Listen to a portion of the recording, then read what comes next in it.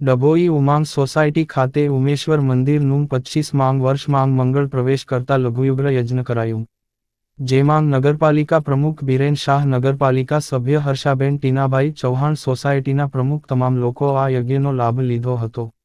Dabhoi Uma society ખાતે આવેલ વર્ષો જૂનું મહાદેવનું મંદિરને 24 વર્ષ પૂર્ણ થતા 25મા વર્ષમાં મંગલ પ્રવેશ કરતા ઉમા સોસાયટીના સ્થાનિકો દ્વારા લઘુયુગ્ર યજ્ઞ કરાયું, જેમાં 21 જોડાઓએ યજ્ઞમાં પૂજા અર્ચનાની વિધિ કરી. યાર ઉમા સોસાયટીના સ્થાનિકો દ્વારા દર વર્ષે વાર્ષિક ઉત્સવ મનાવવામાં આવે છે, તેમજ ઉત્સવમાં અવનવા અને ધાર્મિક પ્રોગ્રામો કરવામાં આવે છે. સાથે ઉમા સોસાયટીમાં આ મહાદેવના મંદિરના પરિસરમાં જ બળિયાદેવનું મંદિર, માતાનું મંદિર તેમજ વેરાઈ માતાનું મંદિર આવેલ છે, જેને લઈ સ્થાનિકો દ્વારા દર વર્ષે અવનવા ધાર્મિક પ્રોગ્રામ કરવામાં આવે છે. જ્યારે આજરોજ મહાદેવના મંદિરને 24 વર્ષ પૂર્ણ થતા 25મા વર્ષમાં મંગળ પ્રવેશ કરાતા લઘુયુગ્ર યજ્ઞનો ભવ્ય આયોજન કરાયું હતું, જેમાં 21 જોડાઓએ ભાગ લઈ પૂજા અર્ચના કરાઈ હતી. પૂજા અર્ચના પછી સ્થાનિકો દ્વારા મહાપ્રસાદીનો પણ આયોજન કરાયું હતું, જેમાં ઉમા સોસાયટીના સ્થાનિક તેમજ આજુબાજુના રહેવાસીઓ દ્વારા મોટી સંખ્યામાં ભાગ લેવાયો હતો. રિપોર્ટર અફઝલ રજા ખત્રી, GPK ન્યૂઝ, ડભોઈ.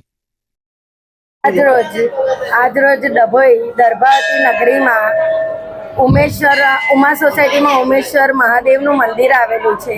વર્ષો જૂનું આ મંદિર છે, વર્ષો જૂની સોસાયટી છે. એમાં 25 વર્ષથી અહીંયા અવનવા પ્રોગ્રામો થાય છે.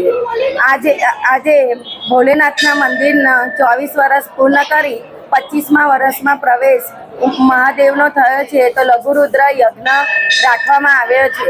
ત્યાં માતાજીનું મંદિર આવેલું છે, બળિયાદેવનું મંદિર આવેલું છે, વેરાઈ માતાનું મંદિર આવેલું છે.